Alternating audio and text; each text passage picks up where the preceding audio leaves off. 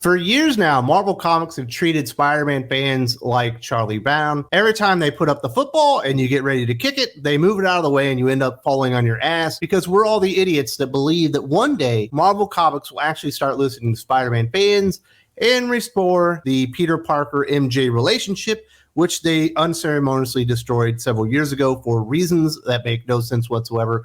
It'll make the character feel old if he's married and has kids. I thought we were supposed to be creating long-standing stories where the characters changed over time, and guess what? Being married and having kids changes somebody. It changes who you are as a superhero. It changes your priorities and stuff like that. It makes you a better person.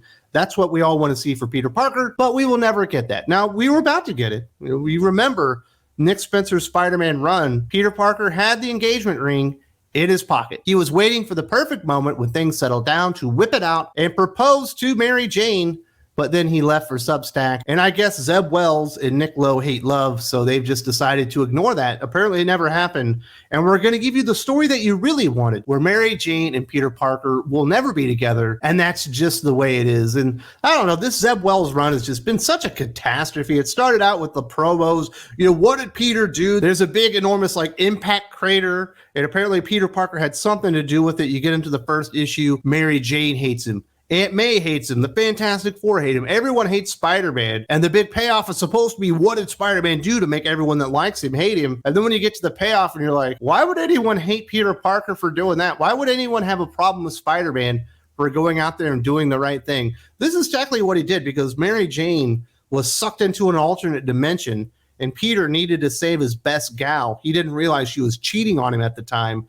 He went and borrowed some technology from the Fantastic Four and went and saved her. And for that, I guess there's a crater in the middle of nowhere that hurt absolutely nobody, but the Fantastic Four can't forgive him. Aunt May doesn't forgive him. Don't know why. They never even explained that one. And MJ's mad at him for saving her life. Literally, she was on the brink of death. The bad guy over there was about to kill her, and the guy that she was cheating on Peter with, Paul, when he reached that other dimension and saved her. And for that, she hates his guts. That was the big payoff, because apparently Zeb Wells forgot how to write. And you wonder, Wes, what could they actually do worse? What more could they actually do in this Zeb Wells Spider-Man run to make me not want to read it even more? Well, it's actually two things, one of which they've been doing for a while, but they're doubling, tripling down on really. And the next one is actually somewhat new. Let's hit that one first. Spider-Man and Mary Jane are about to come to blows in a preview of The Amazing Spider-Man. Peter Parker and Mary Jane Watson will always be linked together, even if their marriage was dissolved during the controversial Spider-Man One More Day story arc. As much as fans want to see Peter and Mary Jane back together, the latter is now in a relationship with a man named Paul, who she spent several years together with in an alternate dimension. Peter had come to accept Mary Jane's new relationship, but with Norman Osborn's sins coursing through his body, he's got a score to settle with his ex-girlfriend. Wow, isn't that one awesome? We didn't just have a Sin Eater storyline under Nick Spencer before this, but now Peter Parker is taking on all the sins of Norman Osborn. What, is that his fucking father? I don't even understand why he trusts the guy. Another monumental failure of Zeb Wells' just fucking mind-numbingly stupid Amazing Spider-Man run. Outside that opening story arc with Tombstone, it just sucks across the board. Let's not mention just how bad JR looks right now. Yes, it looks better than when he was illustrating Batman at DC Comics, but John Romita Jr. isn't John Romita Jr. anymore, and this comic book just looks like ass whenever he's illustrating it, and it certainly doesn't help that the story has been so bad as well.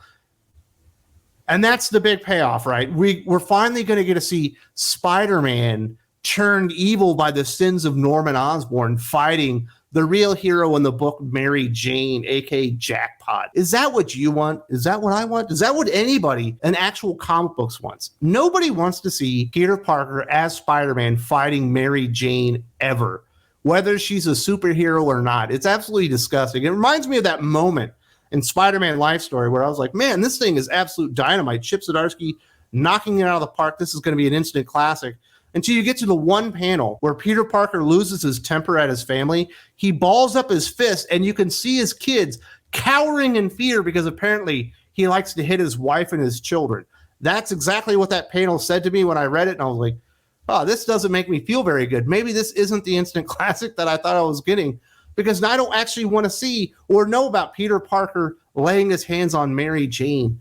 In fact, I think he loves her so much that even if he had all the sins of Norman Osborn's past laid on his shoulders, he would be able to overcome it, because that's how pure and true Peter Parker's love for Mary Jane is. But that doesn't mean anything to Zeb Wells. He's just trying to be edgy. What can we actually do to make people less interested in Spider-Man? What can I do to separate my Amazing Spider-Man run from all the other Amazing Spider-Man runs? Well, I could make it worse than all the other ones.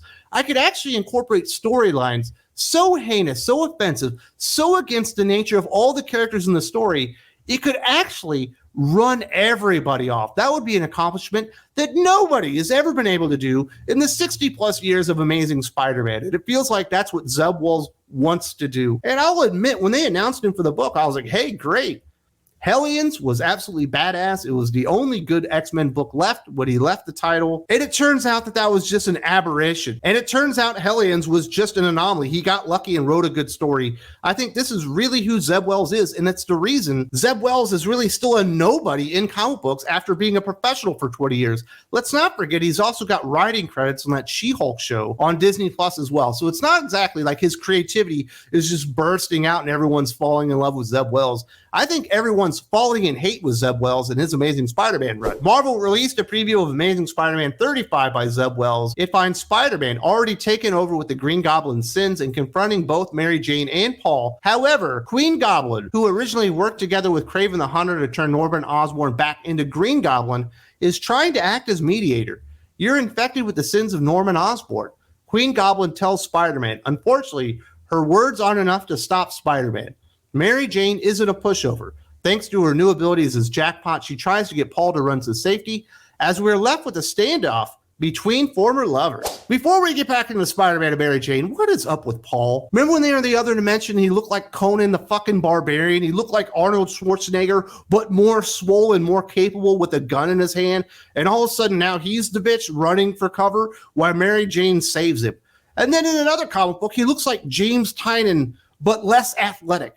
And you're like, why can't you actually figure out who this fucking character is, what kind of capabilities he has? Because it gets pretty fucking confusing. And you're going, why would Paul, who is kicking ass and taking names that look like in that other dimension, why is he being saved by an 80-pound model, whether or not she has superpowers or not? It's like, it's absolutely ridiculous what's going on here. But that's the real point, right? Because not even Peter Parker can be the hero in his own comic book. It's actually the Mary Jane show. She's the real hero. The breakout character during Zeb Wells' Spider-Man run is supposed to be Jackpot. Unfortunately for Zeb Wells and Marvel Comics and Nick Lowe and C.B. Cebulski and Tom Brevoort and everyone else associated with this fucking monstrosity, there can be no breakout characters because the run sucks that bad. And there's probably, at this point, no coming back from it. People realize and understand Zeb Wells absolutely blows on Amazing Spider-Man. This was the one chance Zeb Wells had in his entire career to make it, to be an A-lister, or maybe get close to that. And he has been found wanting. He's never going to get another chance to write Amazing Spider-Man again. And at this point, with this much time put into the title, so many people that even buy it still, they don't even read it. They just put it in cellophane, they put it in a short box, and they move on with their life because they know the comic book isn't worth their time. It's still worth their money because they want a complete Spider-Man run, but they know Zeb Wells' stories absolutely suck ass because this is the thing. This is the mind-bendingly stupidity of Zeb Wells and Nick Lowe and everybody responsible for this run. People have been telling you basically within the first 3 months, what you're doing with Spider-Man, I don't like. What you're doing with Peter Parker absolutely reeks. It sucks ass. No one likes this story. What you're doing with Peter Parker and MJ really, really sucks. What you're doing with MJ and Paul sucks even worse. Now that you've got these kids involved, that's even worse. Thankfully, Thanos snapped the kids out of existence. So that's one good thing that they did. But other than that, they haven't course corrected shit. They've just gone deeper and deeper into this rabbit hole to further ensure that Mary Jane and Peter Parker will never get back together. And at some point, you actually have to start blaming the writer. You have to start blaming the Spider-Man group editor and say, you know what? This obviously isn't fucking Peter Parker's fault. He's a fictional character. This isn't Spider-Man's fault. It's fucking your fault. And they've had so many opportunities. They've had so much time to change course, to find something that might actually get Spider-Man fans excited, that might actually serve Mythos lore, universe, and characters and whatnot. And they absolutely refuse to do it because they can't admit they were wrong. They can't admit that while, yes, MJ is one of the best supporting characters in comic book history, she's not the actual hero of the book, and she never fucking will be. And what else could they do to make this stuff even worse under Zeb Wells? Well, Spider-Man's not as popular as he was anymore, and we've only been tying him to every other event that's been going on for the past 2 years. Let's do an even bigger event with Spider-Man. Spinning out of Zeb Wells' run on Amazing Spider-Man, Gang War. We'll see a war declared between the gang lords of New York City, causing chaos throughout the Big Apple as villains fight villains and crime envelops the city. Peter Parker will launch his own war. It's General Spidey at the helm, leading a group of heroes that includes fellow Spider-Man Miles Morales, She-Hulk, Daredevil, and Spider-Woman. Their goal? Take down the super gangs in under 48 hours. But what does Mayor Luke Cage and the city's strong anti-vigilante laws have to say about it? Will Mary Jane, aka Jackpot, gamble on getting involved?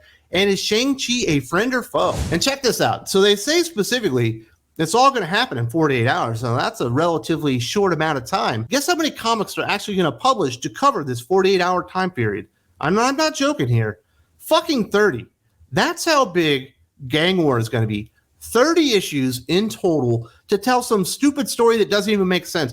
Can you actually see Spider-Man getting his own army together? Being, you know what? I'm going to be General Spidey and I'm going to enlist all my friends and we're going to create an army. That's not Spider-Man. He's not an X-Men. Sometimes he's an Avenger, but even then, he's never the leader. It doesn't even make sense for the character. The only character that they actually mention that it does make sense to lead a team like that would be Luke Cage, but I guess he's the mayor. Remember when they did that? They made Luke Cage the mayor of New York City. Wow, opening endless possibilities to do with the character.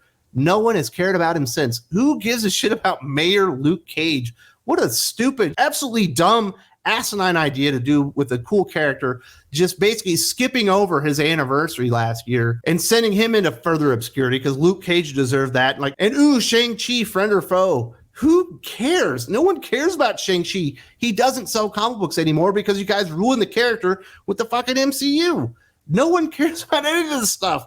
The only character in there that anyone gives two fucks about besides Spider-Man really is Daredevil. And I guess Miles Morales, but stop calling him Spider-Man. He's not the other Spider-Man. He's Miles Morales. Spider-Man is Peter Parker. The only other Spider-Man out there is Peter Porker. And he's Spider-Ham, damn it.